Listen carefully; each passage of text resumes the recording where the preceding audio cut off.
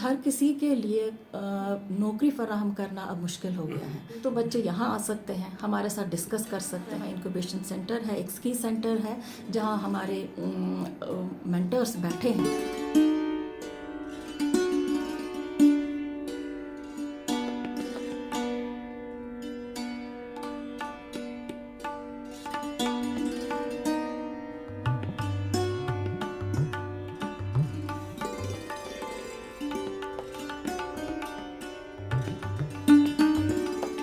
अस्सलाम वालेकुम, आप सभी देखने वालों का फिर से एक और बार इस्तकबाल प्रोग्राम कदम में। मैं हूँ आपका मेज़बान मुसद्दिक आलम, लेके आपके सामने फिर से एक और शुमारा कदम का, जिसमें हम आपको वादी कश्मीर में ऐसे ऐसे अशख़ास के साथ रूबरू करवाते हैं जिन्होंने अपनी ज़िंदगी में कुछ करके दिखाया हो, जो दूसरों के लिए राह बन चुके हों। आज भी हमारे इस नशिस्त में शेर Kashmir university of agricultural science and technology के शोबे वेजिटेबल साइंस के एचओडी हेड ऑफ डिपार्टमेंट हमारे साथ इस प्रोग्राम में रूबरू है। इनके साथ आपका तारुफ कराते हैं, जिनका नाम बसीरत है। जी मैम, आपका खैर मकदम है हमारे इस कदम के शुमारे में। शुक्रिया। आपसे जानना चाहेंगे, आप अभी स्कॉस्ट में वेजिटेबल साइंस को एज एचओडी देख रहे हैं, कितने समय से आप इसके साथ अभी इस पोजीशन पे अभी यहाँ पे हैं? मेरा तकरीबन 1 साल से ज़्यादा यहाँ टाइम हुआ है एज एचओडी। उससे पहले मैं यहीं इसी डिवीज़न में बहैसियत एसोसिएट प्रोफेसर काम कर रही थी। उसके बाद एज प्रोफेसर एंड हेड मैं तकरीबन 1 साल पहले मैंने यहाँ ज्वाइन किया। तो आपकी पढ़ाई यही स्कॉस्ट से ही हुई है कि आपने बाहर इस फील्ड में पढ़ाई की है? मेरी बेसिक एजुकेशन जो है, ग्रेजुएशन पोस्ट ग्रेजुएशन, वो यहीं से हुई है। उसके अलावा मैंने बाहर के यूनिवर्सिटी से, बाहर के ममालिक से भी कुछ ट्रेनिंग्स हासिल की हैं। जी। तो वेजिटेबल साइंस को लेके, जैसे कि आपने वेजिटेबल साइंस को ही चुना है अपनी ज़िंदगी में, इसको लेके आपके नज़रिए के हवाले से हमारे मुल्क ख़ास करके हमारे वादी कश्मीर में क्या क्या वसाइल है जहाँ पे हम जा सकते हैं, अपने रोज़गार कमा सकते हैं? देखिए, जैसा कि हम देखते हैं यहाँ से स्टूडेंट्स तो बहुत हमारे निकलते हैं विद डिफरेंट डिग्रीज़, जैसे ग्रेजुएशन है, पोस्ट ग्रेजुएशन है, पीएचडीज़ निकलते हैं। बट हर किसी के लिए नौकरी फराहम करना अब मुश्किल हो गया है।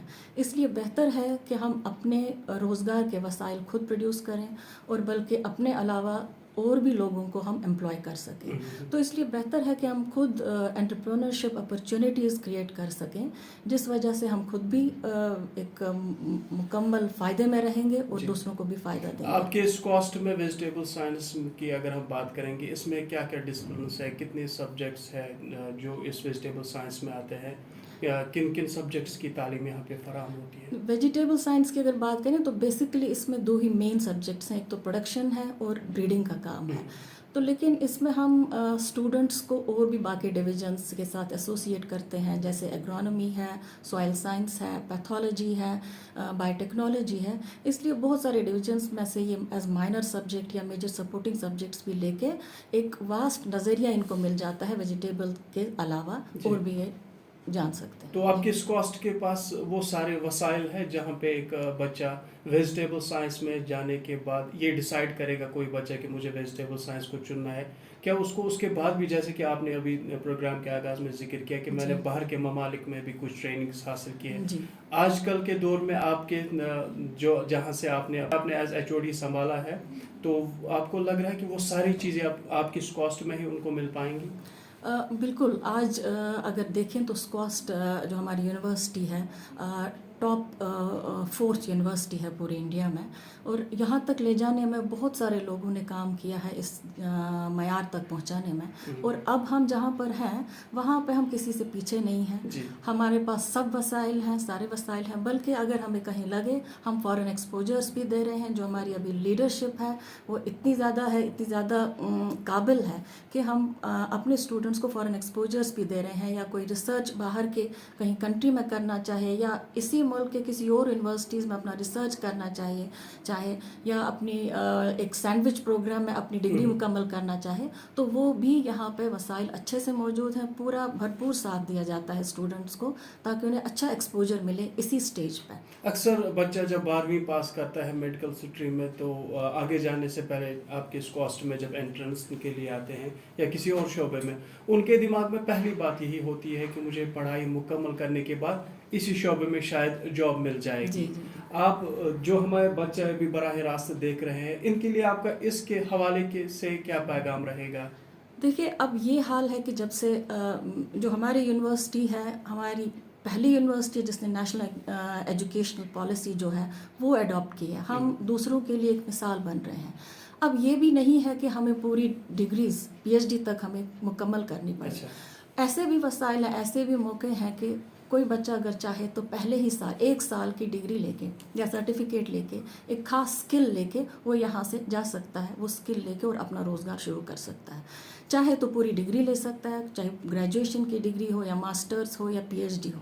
इसके साथ साथ उसे ये भी बताया जाता है कि बाहर नौकरियां हमारा इंतज़ार नहीं कर रही हैं, तो अपना रोज़गार खुद बनाने के क्या क्या मौके हैं, कैसे हम कर सकते हैं, उसकी भी पूरी ट्रेनिंग दी जा सकती है यहाँ बल्कि एक सेंटर, एक स्किल सेंटर, एक इनोवेशन सेंटर भी कायम किया गया है, जहाँ जब बच्चा एंटर करता है इस यूनिवर्सिटी में उसी वक्त उसे ये दिया जाता है कि एक एहसास दिया जाता है कि अगर आपके पास कोई आइडिया है या कोई इनोवेशन है तो वो आप हमारे साथ शेयर करो। तो वो नहीं सिर्फ शेयर की जाती है बल्कि उसमें उसकी मेंटरिंग भी की जाती है, यानी कि उसे बताया जाता है कि इस आइडिया को आप आगे कैसे ले सकते हो। तो न सिर्फ मेंटरिंग बल्कि उसमें उसकी मदद भी की जा सकती है, थोड़ी सी स्पॉन्सरशिप उसे की जाती है ताकि वो अपने आइडिया को एक हकीकत में के तौर पर तब्दील कर सके। और ऐसा ही ये ज़रूरी नहीं है कि उसका आइडिया हमेशा कामयाब हो, फेलियर्स में भी हम भरपूर साथ देते हैं अपने बच्चों का। कम से कम इंसान ये सीखता है कि ये तरीका हमें नहीं अपनाना था, यानी कि हमें किसी और तरीके से अपना रोज़गार या अपनी ज़िंदगी आगे चलानी है। तो इस पूरे में बच्चे का पूरा साथ दिया जाता है, एक ऐसा एनवायरनमेंट क्रिएट किया जाता है कि बच्चा न सिर्फ पढ़ाई ही की तरफ बल्कि उसका एक पूरा एज इंटेलेक्चुअल वो डेवलप हो जाए, उसका पूरा नज़रिया ही बदल, एक पर्सनैलिटी उसकी डेवलप हो जाए और वो एक बेहतर इंसान की सूरत में हम एक सोसाइटी की तरफ पेश करें उसे। जैसे कि हमारे पास इंफॉर्मेशन आई है कि जो आपका ये इंक्यूबेशन सेंटर है वहाँ में आप शायद स्कॉस्ट के बच्चों को भी मौका फराहम करते हैं कि उनके सुनने में आया कि कहीं कहीं 6-6 महीने के लिए आप उनको स्पेस फराहम करते हैं अपना जो उनको स्टार्टअप होता है। तो उसके हवाले से आप ये कब से शुरू हुआ और क्या ये आगे भी जारी रहेगा? फ़िलहाल तो शुरू हुआ है, मैंने ऐसा कहा कि जब से हमारे यहाँ लीडरशिप चेंज हुई है तब से पूरा नज़रिया बदल गया है।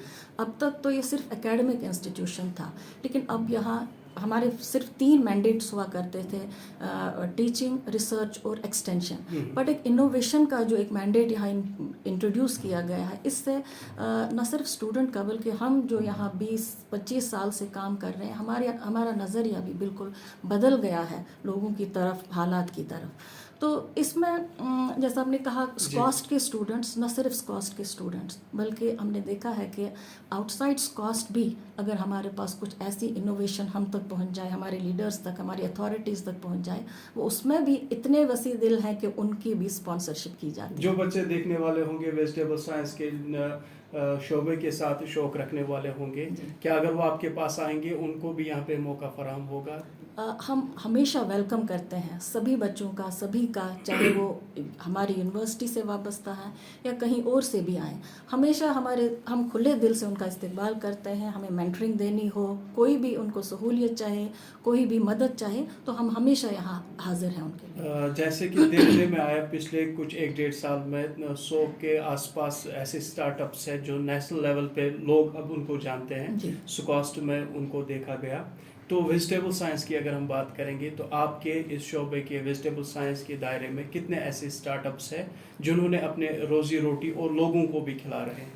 हम में ऐसे कुछ स्टार्टअप्स हैं जो हमारे स्टूडेंट्स ने स्टार्ट किए, बल्कि हमारे फैकल्टी को भी मौका दिया जाता है। ऐसा तो हमने कहीं सुना नहीं होगा, फैकल्टी को भी मौका दिया जाता है और उनके पास कोई आइडिया है तो उसको हकीकत में बदलने का भी मौका दिया जाता है।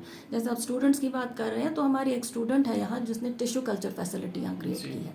तो उनको फंडिंग भी दी गई, बल्कि उसने फिर एक फंडिंग के लिए प्रोजेक्ट भी सबमिट किया, जिसका प्रोजेक्ट भी आया, और इस वक्त वो काम कर रही है, जो कि टिश्यू कल्चर फैसिलिटी क्रिएट करके वो प्लांटिंग मटेरियल प्रोड्यूस कर रही है पोटैटो का। पोटैटो में अगर हम टिश्यू कल्चर यूज़ करें तो प्लांटिंग मटेरियल यानी माइक्रो ट्यूबर्स प्रोड्यूस कर सकते हैं, वो फार्मर्स में डिस्ट्रीब्यूट करके वो उससे अपना पोटैटो क्रॉप उगा सकते हैं। तो उससे क्या होगा कि पोटैटो जो हमने मैक्सिमम पोर्शन जो प्रोडक्शन होता है वो हम इस्तेमाल करते थे, बचा के रखते थे नेक्स्ट ईयर क्रॉप के लिए, तो वो हम बेचने के लिए यूज़ कर सकते हैं, हमें मुनाफा कमा सकते हैं, और अपना सीड जो है वो हम टिश्यू कल्चर फैसिलिटी से ला सकते हैं। इसी तरह से हमारे कुछ फॉर्मुलेशंस हैं, जैसे टिश्यू कल्चर में ही कुछ मीडिया प्रिपरेशंस होती हैं, उसकी फॉर्मुलेशंस हमारी फैकल्टी ने दिए हैं। इसी तरह से कुछ हेल्थ फूड्स हैं जो हम अभी बना रहे हैं, जो जल्दी उनके भी स्टार्टअप्स क्रिएट होंगे। जैसे पिगमेंट्स की मैं मिसाल देती हूँ, जैसे बीट रूट एक सब्ज़ी है, तो उसमें से हम पिगमेंट्स एक्सट्रैक्ट करके वो हम यूज़ कर सकते हैं, उसका भी हम स्टार्टअप बनाने की कोशिश कर रहे हैं। अभी जो हमारे देखने वाले बच्चे हैं जो हमें बराह रास्त देख रहे हैं, इनके लिए अगर इनमें से कोई होगा जो चाह रहा होगा कि मैं भी वेजिटेबल साइंस को लेके या किसी और फील्ड को, वो कंसर्न HOD के पास उनकी फाइल जाएगी, इसमें कोई दायरा है कि हम आपको 1 लाख 2 लाख की ऐसी कोई लिमिटेशन नहीं है? अगर किसी पार्टिसिपेंट्स को 10 लाख की ज़रूरत होगी, क्या वो लिमिटेशन है यहाँ पे कि वैसी कोई चीज़ नहीं है? जैसे लिमिटेशंस तो हर जगह हैं, ऐसा नहीं है कि 10 लाख की चीज़ दे सकें। ये जब अपना आइडिया सबमिट किया जाता है तो उसमें एक टीम बैठती है, एक स्क्रीनिंग टीम बैठती है जो उस आइडिया को स्टडी करती है। अगर उसमें कुछ लगे कि आगे चलने का हमें इसमें है मौका, तो उसको स्पॉन्सर किया जाता है। कुछ लेवल की स्पॉन्सरशिप की जाती है, क्योंकि हमारे वसाइल आखिरकार महदूद हैं, हम ज़्यादा इसको सपोर्ट नहीं कर सकते हैं, लेकिन जितने भी हमारे वसाइल हैं उस हद में रह के हम भरपूर सपोर्ट देते हैं, न सिर्फ पैसों के रूप में बल्कि मेंटरिंग के हिसाब से। वेजिटेबल साइंस की अगर हम बात करेंगे, आफ्टर कोई PhD करता है, MSc या BSc ग्रेजुएशन तक ही महदूद रहता है अपनी पढ़ाई को, क्या क्या वसाइल है अभी जो हम प्रैक्टिकल वर्क में आ सकते हैं, अपनी प्रोडक्शन को आगे ले जा सकते हैं? देखिए, वेजिटेबल सेक्टर की बात अगर करें, इसमें बेशुमार अपॉर्चुनिटीज़ अवेलेबल हैं, जिसमें हम स्टार्टअप्स कता कलामी माफ़ कीजिएगा, मैं बेसिकली ये सवाल यहाँ इसलिए आपसे ये बात जानना चाहता हूँ, हमेशा बच्चे के दिमाग में यही रहता है कि पढ़ाई के बाद शायद जॉब ही है। ऐसे हम बच्चों को ये बताना चाहते हैं कि क्या वो अपना बिजनेस पढ़ाई इसलिए भी कर सकते हैं, क्या एक डॉक्टर अपना बिजनेस भी स्टार्ट कर सकते हैं, और करते हैं कहाँ कहाँ पे कर सकते हैं? जैसे मैंने कहा, बेशुमार वसाइल मौजूद हैं, बस हमें अपनी सोच बदलने की ज़रूरत है। ये सोच के हमें यहाँ एंट्री नहीं लेनी है इस इंस्टीट्यूशन में कि मैं यहाँ से डिग्रीज़ लेके निकलूँगा या निकलूँगी और मेरे लिए नौकरी इंतज़ार कर रही होगी।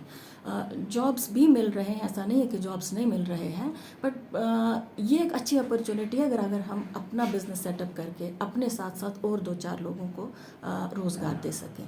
तो इसमें काफ़ी वसाइल मौजूद हैं, चाहे कोई प्राइमरी एग्रीकल्चरल एक्टिविटीज़ के साथ वाबस्ता होना चाहे या सेकेंडरी एग्रीकल्चरल एक्टिविटीज़ के साथ वाबस्ता होना चाहिए। जैसे मैं मिसाल दूंगी, पहली बेसिक एक्टिविटी जो है इसमें, जिसमें हम स्टार्टअप कर सकते हैं, वो है फ्रेश वेजिटेबल प्रोडक्शन का। उसमें सिर्फ आपको एक ज़मीन की थोड़ी सी ज़रूरत है जिस पर आप वेजिटेबल्स प्रोड्यूस कर सकें, as simple as that. But कोई भी एंटरप्राइज स्टार्ट करने से पहले उसकी बेसिक नॉलेज होना ज़रूरी है। पहले पता होना चाहिए अगर मैं सब्जियां उगा रहा हूँ, कैसे उगानी है, किस मौसम में कौन सी उगानी है। तो ये तो चलो खैर, अगर कोई फार्मिंग कम्युनिटी से वाबस्ता है उनको ये चीज़ें पता होती हैं, बट एडिशनली ये पता करना है, बहुत सारी वेजिटेबल्स हैं जिनका मार्केट में अच्छा वैल्यू मिलता है और कुछ वेजिटेबल्स हैं जिनमें बहुत कम रेट्स मिलती हैं। तो मार्केट सर्वे करना ये ज़रूरी है, कौन सी चीज़ कहाँ कब मैं प्रोड्यूस करूँ जिसका मुझे मार्केट में अच्छा प्रॉफिट मिलेगा। कभी ये भी होता है कि जैसे मैं मिसाल दूंगी अनियन की, अनियन हार्वेस्ट अगर हम देखें तो तकरीबन 15-20 दिन के इंटरवल में पूरे वैली में सारा अनियन हार्वेस्ट होता है, या कहीं भी जगह पे एक ही टाइम पे हार्वेस्ट होता है। तो उस टाइम मार्केट में ग्लट आ जाएगा।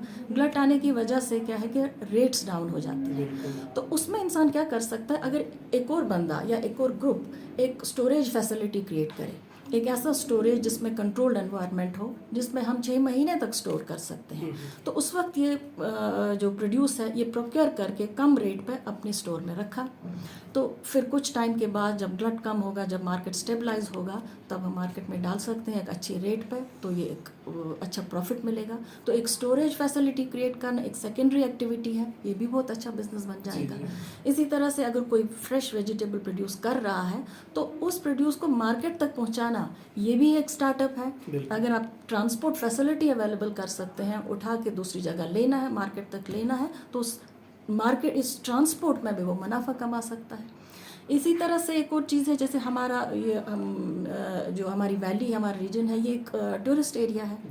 तो यहाँ hotels, restaurants, fast food chains काफ़ी ग्रो हो रहे हैं। तो उनके साथ लिंक करके देखिए उनमें डिमांड क्या है। ख़ास तौर पर अगर कोई कहीं फॉरेन टूरिस्ट्स आ रहे हैं, तो फॉरेन टूरिस्ट्स एक्जॉटिक वेजिटेबल्स बहुत पसंद करते हैं। तो उस केस में एक्जॉटिक वेजिटेबल्स प्रोड्यूस करके वहाँ मार्केट किया, वहाँ तक लिया, और एक्जॉटिक वेजिटेबल्स में हमें प्रॉफिट बहुत ज़्यादा आता है as compared to the other veg. इसी तरह से एक तो मैंने बोला ट्रांसपोर्ट, मैंने कहा स्टोरेज फैसिलिटी या एक्जॉटिक वेजिटेबल प्रोडक्शन है। तो इन सब में आपको ज़मीन की ज़रूरत तो पड़ेगी। कभी क्या होता है हमारे पास लैंड अवेलेबल नहीं है, तो उस वक्त हम क्या करें? उस सूरत में ये कर सकते हैं, कोई वेजिटेबल बिजनेस में आना चाहता है तो जैसे अभी कहा मैंने, टिश्यू कल्चर फैसिलिटी क्रिएट हो सकती है। एक कमरे में एक टिश्यू कल्चर फैसिलिटी क्रिएट हो सकती है, जिसमें थोड़ी सी इन्वेस्टमेंट के बाद हम प्लांटिंग मटेरियल प्रोड्यूस कर सकते हैं। प्लांटिंग मटेरियल मतलब जैसे सीडलिंग है, या पोटैटो में हम माइक्रो ट्यूबर्स बना सकते हैं। उससे क्या होता है कि छोटी सी फैसिलिटी क्रिएट करके हम लाखों करोड़ों में सीडलिंग या प्लांटिंग मटेरियल प्रोड्यूस कर सकते हैं। और इसकी एडिशनल एक फ़ायदा है कि डिजीज़ फ्री होता है। कहीं डिजीज़ की प्रॉब्लम हो तो ये फैसिलिटी क्रिएट करके डिजीज़ फ्री मटेरियल दिया, और इसमें भी काफ़ी फ़ायदा है और लोग कर रहे हैं, ऐसा नहीं कि नहीं कर रहे हैं। सिमिलरली ग्रीन हाउस अगर कहीं कम जगह मौजूद है तो ग्रीन हाउसेस इरेक्ट करके उसमें हम सीडलिंग भी प्रोड्यूस कर सकते हैं या फ्रेश वेजिटेबल प्रोड्यूस भी कर सकते हैं। और कम ज़मीन हो अवेलेबल और फिर भी इंसान इंटरेस्ट रखता हो तो एक हाइड्रोपोनिक स्ट्रक्चर खड़ा करके या एक वर्टिकल गार्डन खड़ा करके, क्योंकि हम हॉरिजॉन्टल एक्सपेंशन तो नहीं कर सकते हैं क्योंकि ज़मीन लिमिट हो रही है, तो उस केस में एक वर्टिकल एक्सपेंशन बिजनेस हम कर सकते हैं। सिमिलरली ऑर्गेनिक वेजिटेबल प्रोड्यूस का बहुत स्कोप है, क्योंकि लोग कॉन्शियस हो रहे हैं, सेफ फूड चाहिए, न्यूट्रिशन फूड चाहिए, ख़ास तौर पर मेट्रोपॉलिटन सिटीज़ में या अर्बन एरियाज़ में। तो आप अगर चैनलाइज कर सकते हैं अपना प्रोड्यूस, तो ऑर्गेनिक मटेरियल प्रोड्यूस करके, ऑर्गेनिक फूड प्रोड्यूस करके आप वहाँ पहुँचा सकते हैं। और अगर आप ऑर्गेनिक प्रोड्यूस कर रहे हैं, उसके साथ एक और वाबस्तगी हो सकती है, जो ऑर्गेनिक इनपुट प्रोड्यूस करते हैं। यानी कि अगर आप ऑर्गेनिक प्रोडक्शन कर रहे हैं वेजिटेबल्स का, तो आपको ऑर्गेनिक इनपुट्स यानी कि मैन्यूअर्स की ज़रूरत है। फर्टिलाइजर्स आप यूज़ नहीं कर सकते हैं इसमें। तो एक और बच्चा अगर खड़ा होगा तो वो ऑर्गेनिक इनपुट्स प्रोड्यूस करेगा। मिसाल के तौर पर एक वर्मी कंपोस्ट यूनिट खड़ा कर दिया, उसमें ज़्यादा ज़मीन की ज़रूरत नहीं है, वर्मी कंपोस्ट यूनिट खड़ा किया है तो वर्मी कंपोस्ट फराहम किया एक ऑर्गेनिक वेजिटेबल प्रोड्यूसर को। इसी तरह से बहुत सारी चीज़ें हैं जो अपॉर्चुनिटीज़ हमें मौजूद हैं। जैसे वेजिटेबल, फ्रेश वेजिटेबल प्रोड्यूस की मैंने बात की, कोई प्रोड्यूस कर रहा है फ्रेश वेजिटेबल्स, तो दूसरा बच्चा या दूसरा ग्रुप आके वो प्रोक्योर करके एक door to door service create कर सकता है। क्योंकि आजकल हमारे पास वक्त नहीं है कि हम बाज़ार में घूमें और सब्जियां खरीदें। इवन जो वर्किंग लेडीज़ हैं, आज तो हर घर में वर्किंग लेडीज़ हैं, जॉइंट फैमिली सिस्टम ख़त्म हो रहा है, न्यूक्लियर फैमिलीज़ हैं, काम करने वाले बंदे कम हो गए, तो हर लेडी चाहेगी कि जब मैं घर पहुंचूं मुझे कोई रेडी टू यूज़ मटेरियल हो, मैं बस पकाने की बात हो। तो उसमें एक मिनिमल प्रोसेसिंग यूनिट कोई खड़ा कर सकता है, जिसमें सिर्फ सब्जियां प्रोक्योर करनी है, जो अपने एरिया को कवर कर सकते हैं। बिल्कुल, एक छोटी कम्युनिटी से हम स्टार्ट कर सकते हैं, और जब फ्लोरिश हो जाए तो बढ़ा सकते हैं बिजनेस, और जितना बढ़ेगा हम और ज़्यादा लोगों को एम्प्लॉय कर सकते हैं। तो मिनिमल प्रोसेसिंग की मैं बात कर रही थी, इसमें सब्जियों की मिनिमल कटिंग, ट्रिमिंग, शेलिंग, ऐसी चीज़ें करके पैक करके घरों में पहुंचा दिया। डोर टू डोर सर्विस ना कर सके तो ऑनलाइन सर्विस आप खड़ी कर सकते हैं। मिनिस्ट्री के यहाँ से भी आपने प्रोग्राम्स किए MSME के तहत से, तो उसका क्या रिस्पॉन्ड रहा? काफ़ी बच्चों को आपने यहाँ पे ट्रेनिंग्स फराहम की 7-7 दिनों की, तो क्या उसका क्या रिस्पॉन्स रहा? हम न सिर्फ MSME के बल्कि इससे पहले भी काफ़ी ट्रेनिंग्स, हम तो ये तो हमारा मैंडेट ही है जी। कि ट्रेनिंग्स करना। जैसे स्ट्राइड ट्रेनिंग्स करते थे, समिति के अंडर कर रहे थे, डायरेक्टरेट ऑफ एक्सटेंशन के ज़रिए काफ़ी ट्रेनिंग्स करते थे, और अब MSME ने काफ़ी सपोर्ट हमें दिया है जी। ट्रेनिंग्स के लिए। तो ये न सिर्फ बच्चे हमारे यहाँ डिवीज़न में आके ट्रेनिंग्स लेते हैं, बल्कि हम जाके उनके विलेजेस में जाके उन्हें ट्रेन करते हैं। तो हमारे पास काफ़ी सक्सेस स्टोरीज़ हैं, जो पढ़े लिखे नौजवान हमारे लड़के लड़कियां जिन्होंने फिर जो ट्रेनिंग ली उसी में अपना बिजनेस सेटअप किया। जैसे वर्मी कंपोस्टिंग की बात मैं कर रही थी, उसमें काफ़ी लोगों ने सेटअप किया है, अपना सेटअप किया, और वो इस वक्त रोज़गार कमा रहे हैं। कुछ लोग वेजिटेबल प्रोड्यूस कर रहे हैं, और कुछ लोगों ने हाइब्रिड सीड प्रोडक्शन का बिज़नेस स्टार्ट किया है। तो हमारे पास काफ़ी सक्सेस स्टोरीज़ हैं शेयर करने के लिए, जिससे ये पता चले कि हमारी ट्रेनिंग्स जो है, हमारा हेल्प जो है, ये कारआमद है, ये हेल्प कर रहा है लोगों को, और लोगों की सोच बदल रही है। देखिए, वेजिटेबल्स के रिलेटेड एक और बिज़नेस है जिसमें काफ़ी फ़ायदा मिल सकता है, जैसे प्रोसेसिंग का बिज़नेस। अगर हम एग्जांपल्स दें, टोमेटो है, टोमेटो में केचप सॉस वगैरह बनाना कोई बड़ी बात नहीं है, घरों में भी बनाया जा सकता है। जी। पिकल्स बना सकते हैं। पोटैटो में फ्राइज़, चिप्स वगैरह ऐसी चीज़ें बना के, या रेडीमेड सैलड्स बना के हम मैसर कर सकते हैं। इसके अलावा एक कंसल्टेंसी सर्विस हम प्रोवाइड कर सकते हैं। कंसल्टेंसी सर्विस मतलब अगर आपको पता है वेजिटेबल्स कैसे उगाए जाते हैं, इनमें जो कीड़े या बीमारियां लगती हैं उनसे कैसे बचा जा सकता है, उसके बारे में भी आप लोगों को एक कंसल्टेंसी प्रोवाइड कर सकते हैं। एक और आइडिया है, जैसे हमारे अर्बन एरियाज़ में तकरीबन हर घर में एक किचन गार्डन होता है, बट उसे संभालने वाला कोई नहीं होता है। तो एक ऐसी सर्विस जिसमें आप जो जानने वाले हैं और अपने साथ 2-4 लेबर्स लेके उनको एम्प्लॉय करके एक ऐसी फैसिलिटी क्रिएट की जाए जहां आप हर घर में जाके उन्हें किचन गार्डन एस्टेब्लिश करके दें, और चाहे वीकली बेसिस या मंथली बेसिस पे उसकी मेंटेनेंस कर सकें। ये एक एडिशनल चीज़ है। एक कैपेसिटी बिल्डिंग में एक और चीज़ हो सकती है कि छोटे से स्किल ट्रेनिंग सेंटर्स आप कायम कर सकते हैं। एक और कंसेप्ट है जिसे हॉर्टिटूरिज्म कहते हैं। हॉर्टिटूरिज्म में क्या किया जाता है कि अगर आपके पास ज़मीन अवेलेबल है, चाहे सब अर्बन एरियाज़ में या कंट्री साइड्स में भी, आप एक बहुत बड़ा वेजिटेबल गार्डन क्रिएट कर सकते हैं, हर्बल गार्डन क्रिएट कर सकते हैं। Not only for recreation, enjoyment के लिए ही नहीं, बल्कि एजुकेशन के लिए। हमने देखा है कि बहुत सारे स्कूल्स ढूंढते हैं ऐसी जगह जहाँ हम बच्चों को ये प्लांट्स कैसे उगाए जाते हैं वो दिखा सकते हैं। तो ये हॉर्टिटूरिज्म एक और चीज़ है।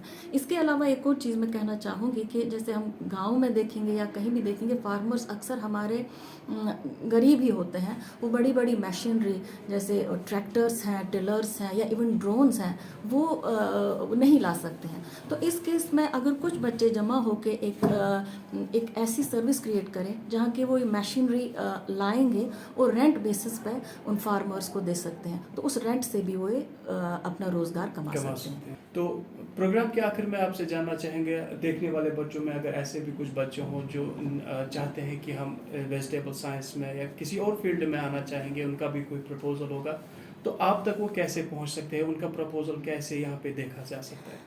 देखिए, 2 स्टेजेस हैं। एक तो बच्चे यहाँ आ सकते हैं, हमारे साथ डिस्कस कर सकते हैं, हम उनके प्रपोजल को देखेंगे, संवारने की कोशिश करेंगे। लेकिन फाइनली हमारे यहाँ इंक्यूबेशन सेंटर है, एक स्की सेंटर है, जहाँ हमारे मेंटर्स बैठे हैं, उन तक वो हम प्रपोजल पहुँचा सकते हैं, वो बच्चा पहुँचा सकता है, जहाँ उसकी फर्दर स्क्रीनिंग होगी, फर्दर मेंटरिंग होगी, और फर्दर सपोर्ट भी मिल सकता है। आपने अपने खूबसूरत अल्फाजों से बच्चों को समझाया, हमें समझाया। जो भी देखने वाले बच्चे होंगे उन्होंने बहुत ही खूबसूरत अंदाजे से इस प्रोग्राम को सुना होगा और चाहत भी रखी होगी कि आगे जाके वो अपना खुद कोई स्टार्टअप करे। इस प्रोग्राम का ही मकसद यही है कि हम अपना कदम उठा के आगे जाएं ताकि दूसरों के लिए राह बन जाएं। आपका हम बेहद शुक्रगुजार है, आपने इस प्रोग्राम में हमें अपना कीमती वक्त दिया। आज के लिए आपका शुक्रिया करेंगे। जी हाँ दोस्तों, ये थे आज के इस प्रोग्राम कदम में हमारे साथ doctor Basirat Afroz, HOD vegetable sciences, कॉस्ट Kashmir, Sher Kashmir university of agriculture science and technology, Shalimar main campus से। अगले शुमारे में फिर एक नई शख्सियत के साथ आपको रूबरू कराएंगे। तब तक के लिए अपनी दुआओं में याद रखिएगा। अल्लाह निगहबान।